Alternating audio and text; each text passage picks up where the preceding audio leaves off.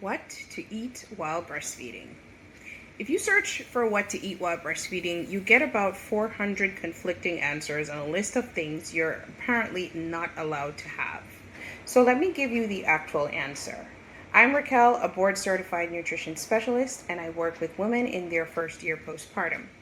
Today I'm going to discuss what to eat, how much to eat, what genuinely matters, and what you can stop worrying about. First and foremost, you don't need perfect meals. But what you do need are convenient, repeatable ones. A lot of new moms will want to create a regimented postpartum eating plan in the first week, but after a few days they realize it's just not realistic. So, because the plan requires energy nobody has at 6 days postpartum. Everything I'm about to give you is built to work on your worst day, not your best one. So, here is the 3-part plate. So what should be included on this plate? A lean protein, carbohydrate, and a healthy fat. So what are some examples? Protein: eggs, Greek yogurt, chicken, fish, beans, lentils. Smart carbs: oats, sweet potatoes, rice, quinoa, fruit, whole grain toast. And for healthy fats: avocado, olive oil, a variety of nuts and seeds, and fatty fish like salmon. So what you want to do is choose one from each group, and literally that's a meal. So here are some examples: eggs, avocado toast, yogurt with oats and nut butter, a plant or animal-based protein bowl with rice and avocado. So if you don't have all three, at least make sure you are pairing your carbohydrate with a fat or a protein to keep your blood sugar stabilized and to sustain your energy throughout the day. So with this simple plan, you can build a meal plan with whatever is actually in your kitchen. So how much protein do you need? Outside of pregnancy and breastfeeding, the recommendation is 0.8 grams of protein per kilogram of body weight each day. During breastfeeding, it goes to 1.3 grams of protein per kilogram of body weight. For a lot of women, that's around 71 grams per day. So you want to aim for 25 to 30 grams per meal, and you're there. So what does 25 grams look like? That could be 4 eggs, a cup of high-protein Greek yogurt with some nuts, a palm-sized piece, or 4 to 5 ounces of chicken or fish, or 1.5 cup of lentils. So, if breakfast is toast and lunch is whatever you found in the cupboard or on the counter, it's very highly unlikely that you're going to make that daily requirement at dinner time. You also want to keep in mind that the daily protein intake is really an individual approach. So my suggestion here is to start with at least aiming for 30 grams of protein for your first meal of the day, because that's going to help to stabilize your blood sugar and reduce your sugar cravings throughout the day. So up next is calorie requirement for breastfeeding. And this is something that most people get wrong. So you've heard breastfeeding burns 500 calories a day. That is a real number, but it's not necessarily the number for you. So producing milk costs your body about 500 calories. That is partly covered by the fat stores your body deliberately built during pregnancy for this. And according to the CDC, the dietary recommendation for a well-nourished mom is about 330 to 400 extra calories per day. So here's the red flag. If you're losing weight faster than roughly a pound a week while breastfeeding, you are likely under-eating, and that can lower your supply and slow down your recovery. So this is not the time for aggressive dieting. It is a time for nourishing. Your body is repairing tissue, replacing blood loss, and providing food for another human being. Therefore, it needs fuel. Here are 5 meals you can prepare in 10 minutes or less. So So for breakfast, you can do overnight oats with nut butter, chia, and berries. And you can make this the night before. And you can then enjoy it the next day with one hand while holding your baby. You can add protein powder for a nice balance between carbs and protein, either by blending protein powder with a choice of milk that you like and use that as the base for your overnight oats instead of just plain milk, or by using a ready-made protein shake that contains 25 to 30 grams of protein. For lunch, you can do canned wild salmon or sardines on whole grain crackers with some avocado. Great snack, great lunch option. And then for snacks, you could do hard-boiled eggs. You can probably boil this in a batch, maybe boil 6 eggs at a time and have it ready to go in your refrigerator. Pair that with some avocados. That's a nice source of protein and healthy fats. And then you could do like a handful of pumpkin seeds, which is a very nutrient-dense snack, and along with some hydrating liquids like coconut water.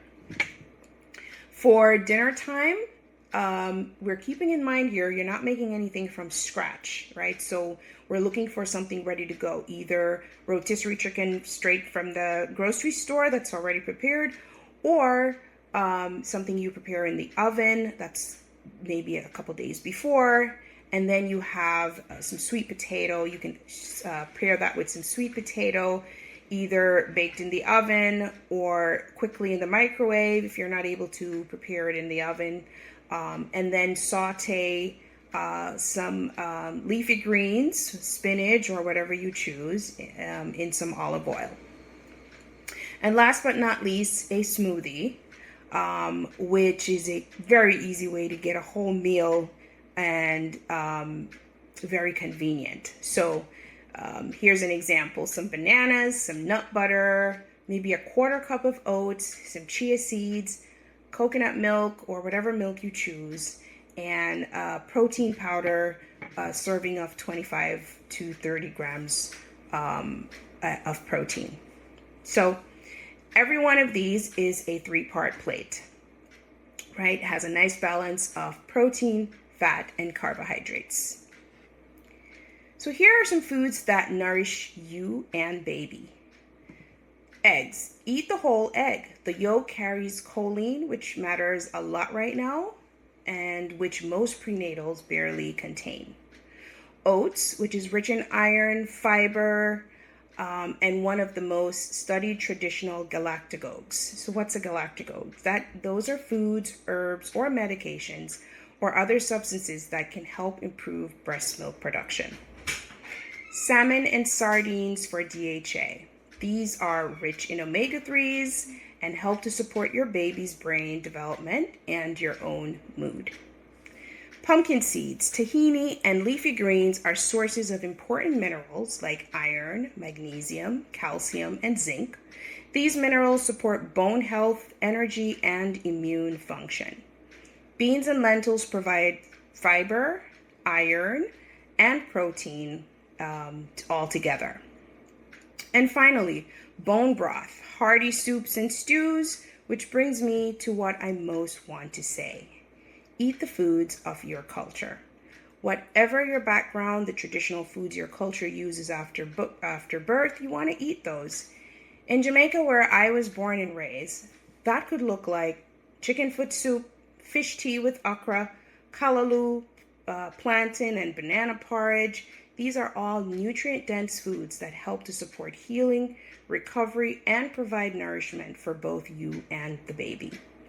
So somewhere else in the world, it could be congee, it could be some form of healing broth, dals, stews, or warming porridges, right? These dishes exist because generations of mothers found that they help to restore the body. So it's not folklore, it's accumulated evidence. And they're almost always warm, mineral-rich, protein-heavy, and easy to digest, which is exactly what a postpartum body needs. You don't have to eat like a wellness blog to recover well. Eat what your body knows. Eat what feels like home. I would love to know, What's the one food that shows up in your culture after the baby comes? Let me know in the comments. So what should you actually limit while breastfeeding? This list is a lot shorter than you think. Caffeine. Up to 200 to 300 milligrams per day, which is equivalent to about 1 or 2 coffees. So you want to minimize to that. And just pay attention to how your baby reacts. Some babies are more sensitive than others. Alcohol. Timing matters more than quantity. So while I'm not encouraging drinking alcohol during breastfeeding, if you do go out and choose to enjoy some alcohol, you do want to wait about 2 hours per drink before feeding or pumping. High mercury fish. So for now, you may want to avoid or minimize swordfish, king mackerel, tilefish, shark, and swap that out for salmon, sardines, cod, shrimp, which are have a lot less mercury. And that's essentially the list. Spicy foods, garlic, broccoli, beans, these don't typically bother most babies. However, if you find that your baby is persistently gassy or fussy or has eczema, you may want to consider eliminating dairy for a few weeks to see if that is the underlying cause. Of course, you can always discuss this with your pediatrician. Water. Hydration. Very important, right? But you should not force fluids. The biggest driver of supply is often how often and how well you remove milk, not how much you drink. So you want to drink to thirst and pay attention to the color of your urine, because dark yellow urine can be an indication of dehydration. So that is a 3-part plate, right? 25 to 30 grams of protein per meal, 330 to 400 extra calories, not a deficit. Eat your own cultural foods, and the forbidden list is a lot shorter than what you were told. In the description below is my free guide, What Your Hospital Discharge Papers Didn't Tell You. It provides at least 5 things I wish I had known before I left the hospital. So tell me in the comments what you've been eating and what's actually been working for you. If you found this video helpful, don't forget to like, share, and subscribe. Thank you for watching.